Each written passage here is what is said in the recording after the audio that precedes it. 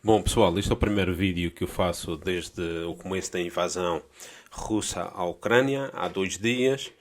É uma situação isto é estressante estar pendente do que se está a passar ali. Sabemos que isto é próximo de nós, na Europa, e, portanto, isto cobra maior significado para todos nós.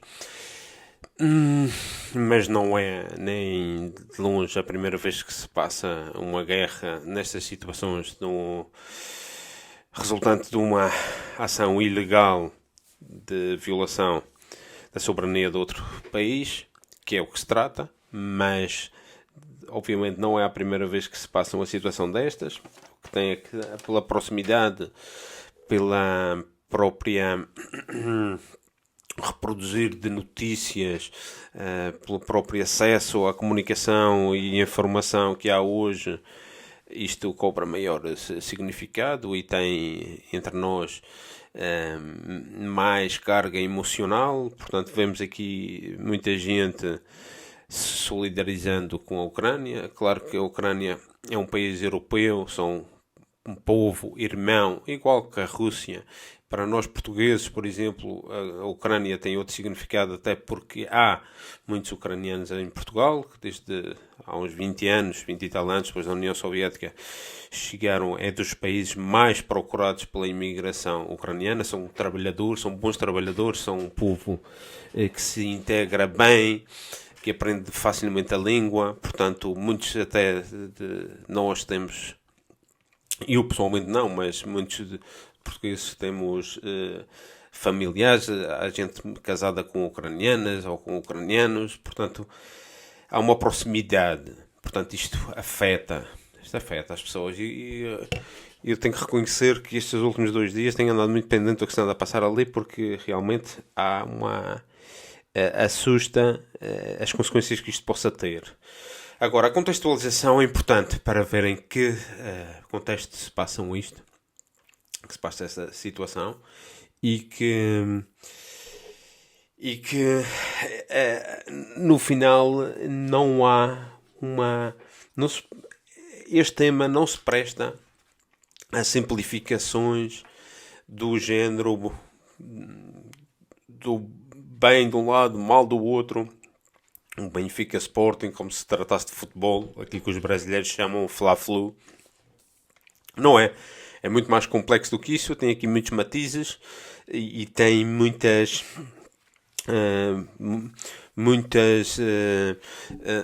peculiaridades que há que entender desde um contexto histórico. Portanto, eu não sei por onde começar, porque eu tenho aqui vários. Reconheço que estou aqui um bocado confuso com tanta informação.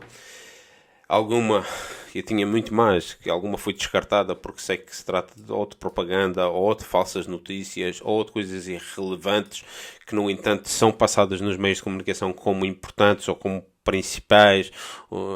Nós estamos a assistir aqui a uma propaganda, uma campanha muito grande contra a Rússia, porque há anos que isto se vem passando, e agora, como veem que a Rússia está falando a linguagem que o Ocidente se habituou a falar, né? É a única. Eu entendo desta forma. Os russos andaram anos e anos a pedir para se sentar à mesa para expor as suas preocupações de segurança nacional, e nunca lhes foi concedida esta oportunidade. E desta vez que falam a linguagem da violência, a linguagem da invasão ao Iraque, do Iémen, da Líbia, da invasão ao Chipre pelos turcos, as múltiplas violações do Estado de Israel aos palestinianos e aos países vizinhos. Agora que eles falam a mesma língua, os europeus assustam-se e vão ter que se sentar à mesa. Eu estou plenamente convencido que esta operação vai durar até o ponto de que os europeus e os norte-americanos, a NATO e Bruxelas, e quando digo Bruxelas digo União Europeia, e às vezes também digo NATO, porque ambas têm sede em Bruxelas e não é por acaso. Quando eu estou convencido que eles vão ter que se sentar à mesa e entender Bom, até aqui chegamos e daqui não queremos passar, porque o próximo passo já é uma catástrofe para toda a Europa, porque agora está ali circunscrita à Ucrânia. A Rússia pode facilmente fazer uma operação parecida nos países bálticos, debaixo das mesmas escusas. Não estou aqui a justificar uma ação que eu acho que é ilegal desde um ponto de vista internacional, mas estou a contextualizá-la porque já houve várias outras ações ilegais que a Europa e os europeus não lhes preocupou minimamente, e não havia desde logo toda esta propaganda nem esta onda de solidariedade que estamos mostrando em relação à Ucrânia. Portanto, aqui havia uma escusa de neutralizar, ou seja, o que o governo russo fez com esta operação, uma operação que não sabemos quanto tempo é que vai durar, mas parece que tem tudo para demorar pouco tempo, se não houver interferência da NATO, como parece que não vai haver, mas isso também não se pode descartar.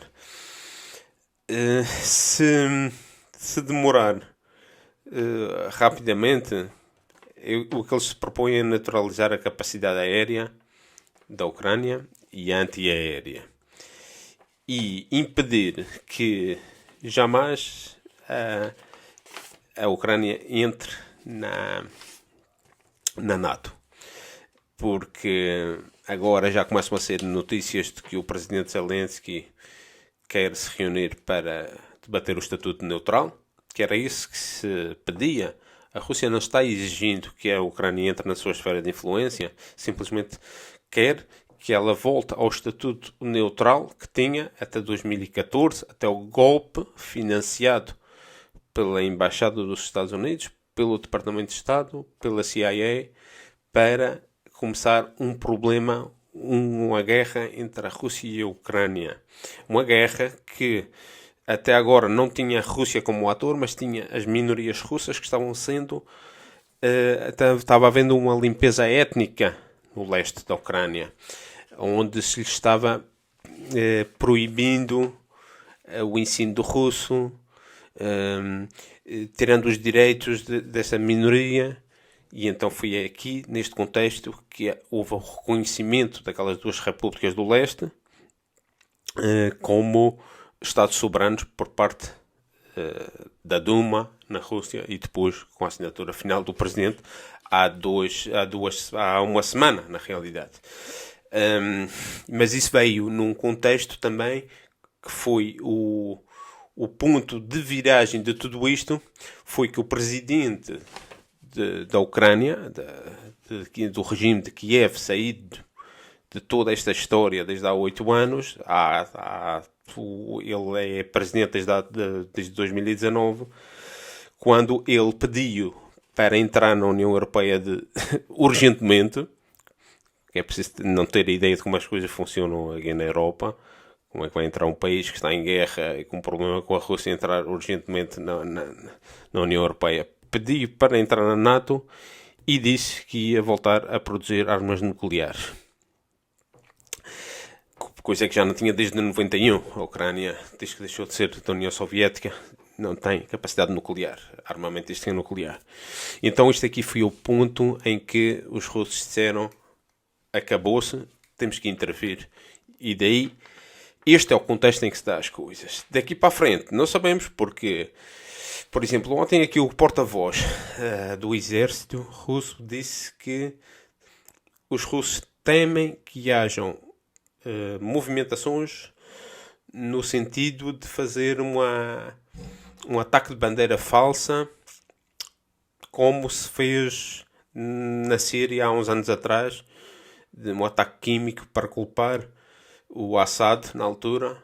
Foi nos arredores de Damasco, no bairro da Guta, e depois houve um outro atentado também perpetrado, foram dois na realidade, perpetrado por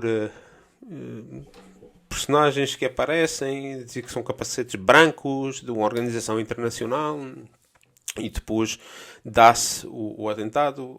Aqui sacrifica-se população civil, naquele caso ainda por cima eram crianças, para criar um casus belli, uma imagem de choque, de impacto para mostrar à opinião pública e culpar o governo. Porque a narrativa já está clara. Aqui no Ocidente, Putin vai ser culpado sempre de qualquer coisa que se passe de mal, ali vai ser culpado. Portanto, aqui há um aviso já do Ministério, do porta-voz do Exército, de que há movimentações e que temem que se passe alguma coisa parecida com isto, para culpar e para escalar, e para provavelmente involucrar a NATO numa ação contra a Rússia. Isto é extremamente perigoso. A situação é muito delicada.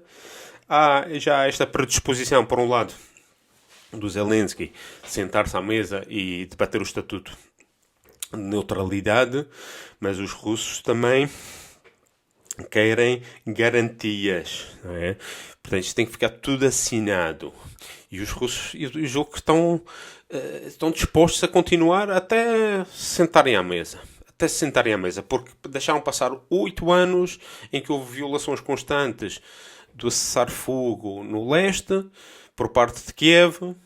Houve aqueles grupos que são outsourcing do exército, batalhão Azov, sector direito, gente radical, perigosa, criminosos, que o Putin fez agora um aviso. É uma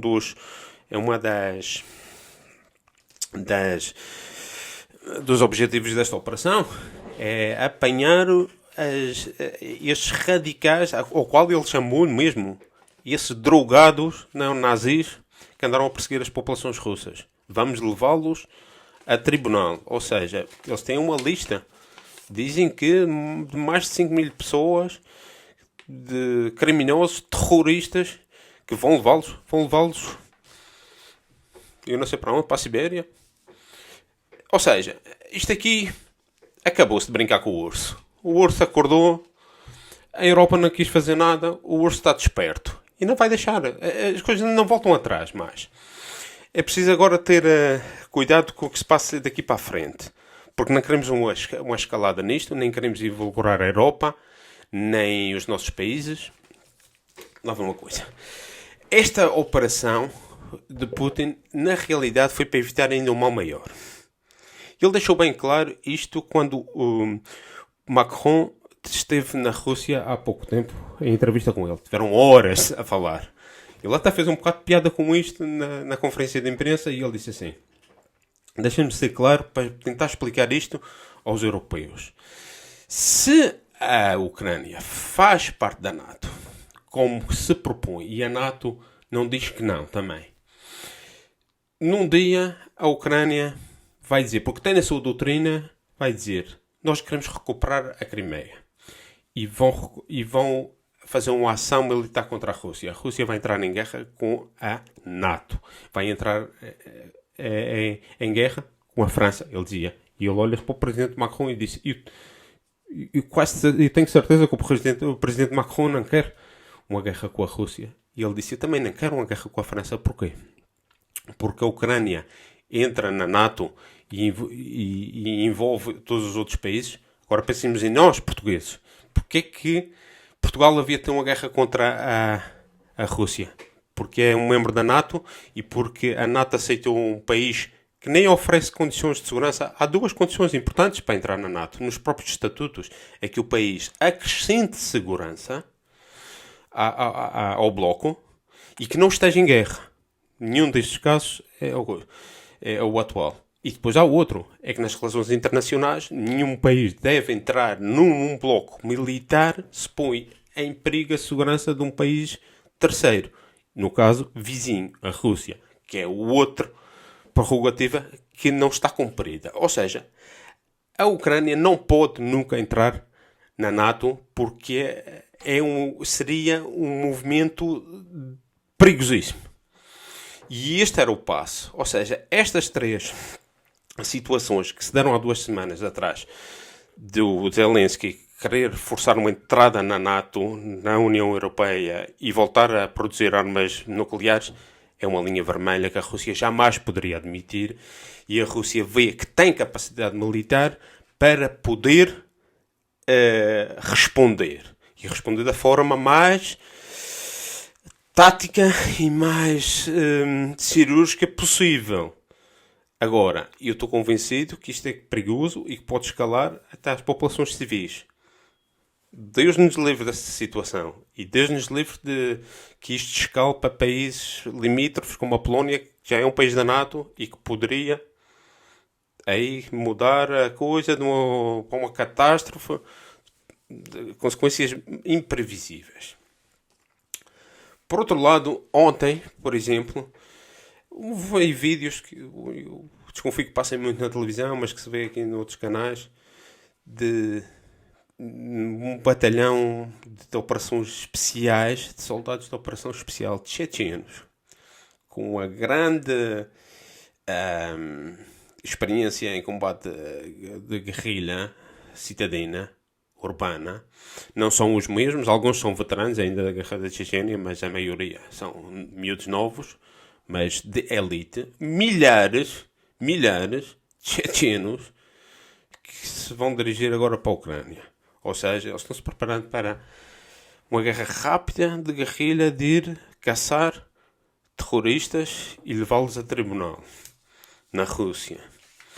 Isto aqui abre também outro tema de direito internacional, mas que também não é um precedente. Não é um precedente. Já há outros casos em que pessoas são levadas para ser julgadas no país. Os Estados Unidos faz isso e leva-os para Guantánamo com cargos de terrorismo. Ou os israelitas, ou os ingleses. Portanto, mas aqui não se espera que isto seja visto como normal. Nem é normal e seria ilegal. E vamos ver qual é realmente o propósito deste batalhão de chechenos. Ou seja, isto tudo na parte militar, da ocupação, que já vai entrar no seu terceiro dia.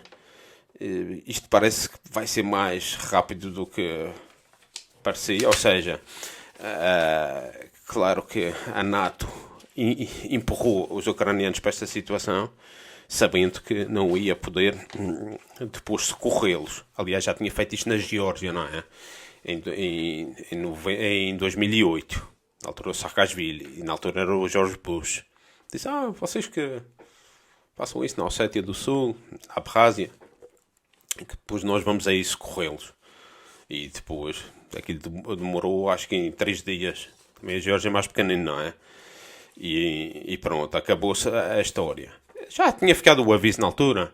Claro que isto não é o Cáucaso, não é para leste, é para o oeste. Já é mais próximo das fronteiras da Polónia, da Alemanha. Aqui já se está a ver, aqui na Alemanha estamos a ver já um sentido de imigração de refugiados, gente que está a sair a pé da Ucrânia. É uma situação muito triste de ver povos irmãos entre si, mas primos e irmãos nossos, porque somos todos europeus. Eu não quero ser aqui racista, como eu tenho visto aqui na Alemanha, toda a classe política, a falar que isto é uma guerra na Europa, como se tivesse mais significado do que a Síria, a Líbia, as guerras em África, como se aquelas vidas não contassem. Os mesmos que dizem que o Black Lives Matter, depois, quando é europeu, isto parece que é o fim do mundo. Não é novo isto. É uma guerra. Claro, é mais próxima, tem mais significado. Nós sentimos mais ameaçados. E aqui há outra hipocrisia que eu tenho visto aqui na Alemanha, e isto é consertado, porque todos dizem a mesma coisa. O chanceler Scholz, a ministra dos Negócios Estrangeiros Baerbock, o ministro das Finanças, o Lindner, o líder da oposição, Merz, na rádio e na televisão, todos dizem que isto é a primeira guerra que a Europa está a ter desde 45. Isto os alemães, 45, isto tem um significado muito grande. Agora o que me irrita, sinceramente, é a falta de honestidade de dizer que isto é a primeira guerra na Europa desde 45, porque houve uma guerra em 98 contra a Sérvia, feita pela NATO, bombardeamento de Belgrado, feita por um governo democrata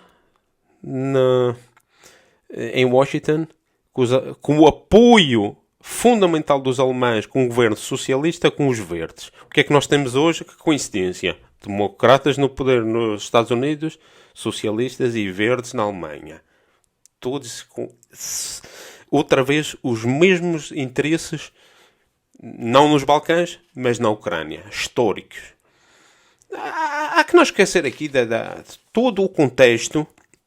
Vou pôr aqui um vídeo. Aliás, vou pôr aqui alguns vídeos. Vou pôr um vídeo que o Putin fala dos terroristas, desses neonazis drogados, que eles vão apanhar.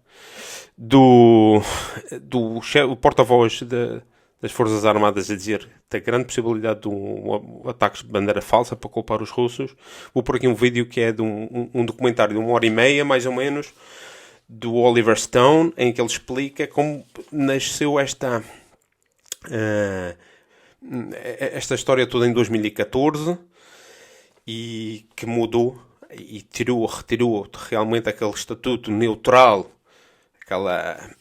estatuto neutral da Ucrânia para empurrar para um problema. Então, agora perdi-me um pouco porque fiz isto à parte. Bom, não vou ver se me recordo, entretanto, mas entretanto ontem aqui a narrativa aqui na Europa é incrível. A Rússia vai ser culpada de tudo. Ontem a porta-voz do Ministério dos Negócios Estrangeiros, Maria Zakharova, disse que uma possível entrada da Finlândia e da Suécia, porque eles vieram com esta história para escalar de propósito na NATO, teria consequências políticas e militares diretas. Isto é normal, óbvio. Tu entras num país, um país entra num bloco militar, um movimento político tem consequências militares e políticas. Mas todos os jornais, em Espanha, em Portugal, na Alemanha, disseram que a Rússia ameaça a Finlândia e a Suécia. Portanto, são estes conceitos que são constantemente enviados de forma orquestrada, que nos fazem dizer que a Rússia vai ser sempre culpada de qualquer coisa que se passe. O escalar, eu não quero fazer disto uma luta do bem e do mal, já aqui tinha dito que isto não se presta a este tipo de simplificações, mas aqui há dois conceitos totalmente diferentes. A Rússia hoje em dia é um país soberano e que aposta pela legalidade internacional baseado no direito internacional nas Nações Unidas e aposta pelo as relações internacionais serem dirigidas entre Estados, do qual eles não são iguais, porque eles são membros do Conselho Permanente, mas eles até são favoráveis a uma remodelação do Conselho Permanente e até são a favor de que o Brasil entre no Conselho Permanente. E aqui há outro modelo, que é o modelo da Agenda 2030, da Agenda 2050, que quer um mundo liberal no económico, com uma força militar, a NATO, centralizado, com uma moeda, provavelmente, o mundo do globalismo. Portanto, aqui há um conceito de uma nação que tem poderio, que se opõe a um conceito globalista, quase totalitário, se não mesmo totalitário. Portanto, isto aqui é preciso ter em conta. Mas aqui o Ocidente, vamos chamá-lo Ocidente, veio com as sanções. Primeiro a União Europeia, no dia seguinte o Biden, sanções ao Putin, ao Lavrov, pessoalmente. E aqui está um problema. O ministro dos Negócios Estrangeiros ucraniano, Kuleba, creio, veio hoje pedir, exigir à Europa, aos Estados Unidos, ao mundo livre, o mundo da Agenda 2030, que se una para excluir a Rússia de tudo.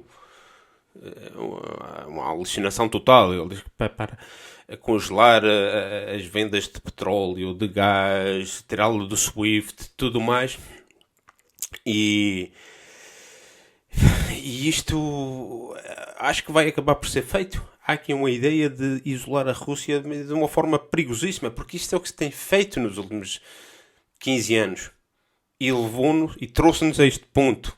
E eu acho que há um interesse em escalar, que há um interesse em que haja um conflito. Conflito mundial, cuidado.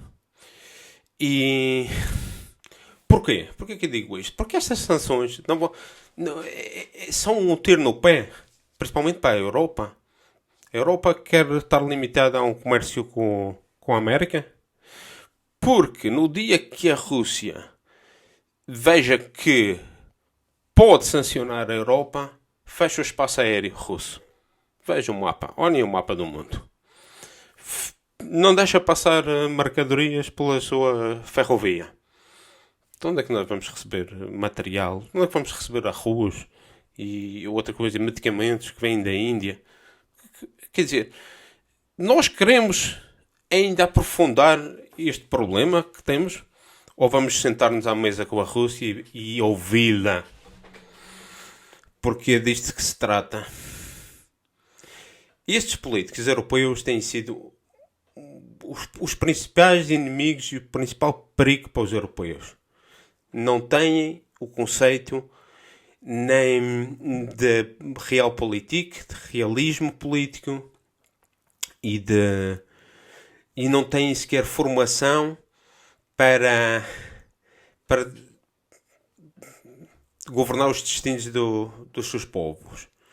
Pelo contrário, são empregados das mesmas empresas, das mesmas potências externas, dos mesmos grupos de grupos de pressão. Ou seja, são uma elite que se governa para si, entre eles, para viver no mundo à parte dos seus cidadãos. E que estão a pôr em perigo a todos. Contra uma nação soberana que também é europeia, neste caso a Rússia. Portanto, aqui há uma situação que eu volto a repetir, é delicada, é complexa e, por exemplo, agora estava-me recordando, tinha aqui um apontamento. Vocês já pensaram que o presidente Vladimir Putin é uma pessoa ainda, apesar de se demonizar e de dizer que é o diabo e que é tudo mais, é uma pessoa que se lhe reconhece racionalidade? Havia aqui um artigo, uma entrevista com o José Milhazes, que viveu durante anos na Rússia. E ele dizia, e ele que é anti-Putin, tudo bem, mas ele é honesto ao ponto de dizer, quem é que vem depois do Putin na Rússia? Vocês já pensaram nisso? Vocês já pensaram de que amanhã vem o outro ultranacionalista? Na altura, houve uma altura que era o Zhirinovsky, o número 2. E houve outra altura que eram os comunistas. Vocês preferem ter um Putin que eu sempre disse, sempre achei que ele é um democrata cristão à moda russa? Os russos são diferentes e têm uma história diferente do resto dos europeus. Cada povo tem a sua história, na realidade. Mas ele tem um fundo que é daquilo que seria uma democracia cristã, que sempre esteve estendida a mão ao Ocidente, na realidade, até o momento que sempre se lhe viraram as costas à Rússia, até o ponto de eles se cansarem e dizerem, então vocês querem, a única linguagem que vocês entendem é a violência que vocês bombardearam a Líbia, a Síria, o Iraque, o Iémen, por aí adiante, então agora vocês vão ouvir-nos. E agora vão ouvir. É que não há outra hipótese. Eu estou convencido que vão ouvir.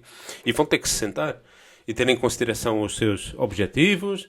O que tem um problema é que já vem um bocado tarde tudo isto. E agora as condições vão ser outras.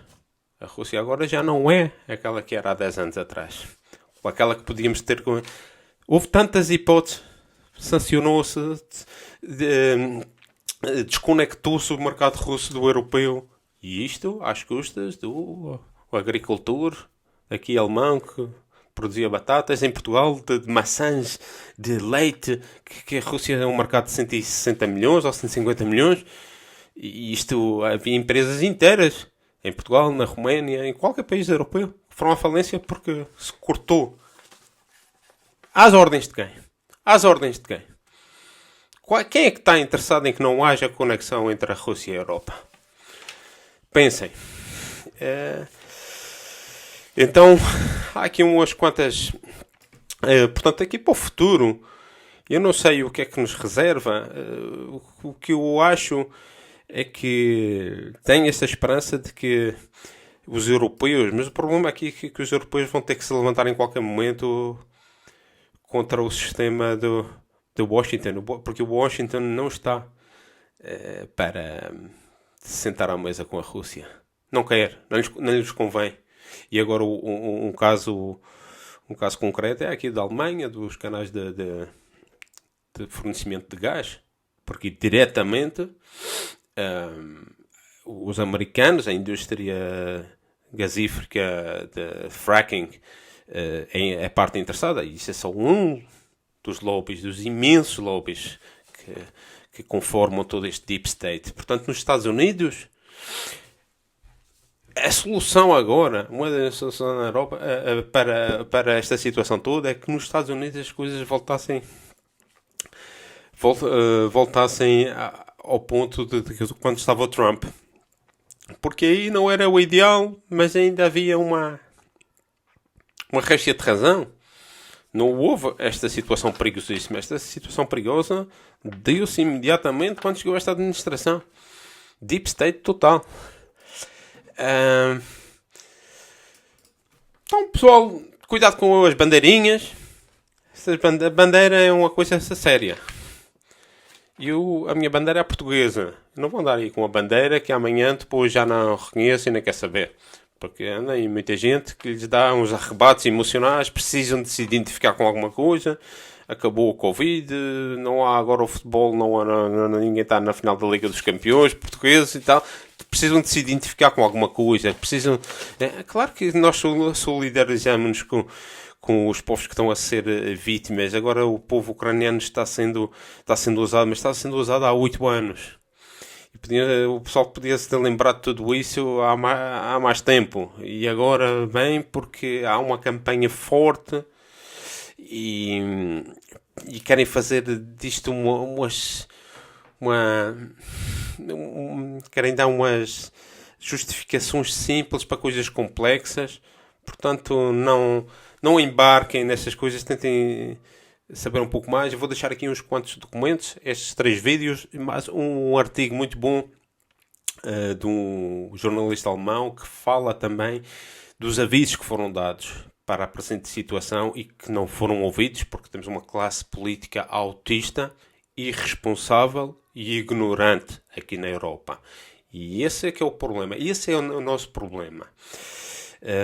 Bom, se houver aqui mais informações sobre este tema, porque vai haver com certeza, não vos prometo quando, mas quero ainda vir aqui trazer mais informações sobre o que está passando ali. Espero que isto seja rápido e sinceramente o que eu quero é que não haja mais escalar da situação, nem principalmente que populações civis sejam sacrificadas por esta situação, uma situação de guerra, é uma situação horrível e que as populações civis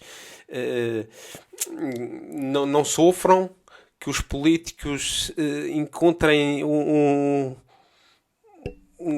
sentido comum de se sentar à mesa e de que, muito concretamente, o país da Ucrânia volta a um estatuto de neutralidade, como, por exemplo, a Áustria. Porque esse é o futuro da Ucrânia. Depois que se assim entrar, quando tiver as condições de entrar na União Europeia, seria bom.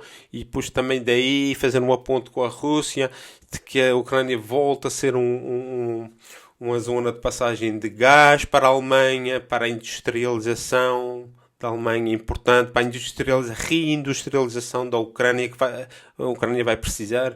E aqui temos atores novos, temos a China que tem interesse ali, temos a Rússia, temos a Alemanha, temos a França. Eu tenho esperança de que isto coisa, mas aqui o meu medo é deste totalitarismo. Bom, vemo-nos por aqui.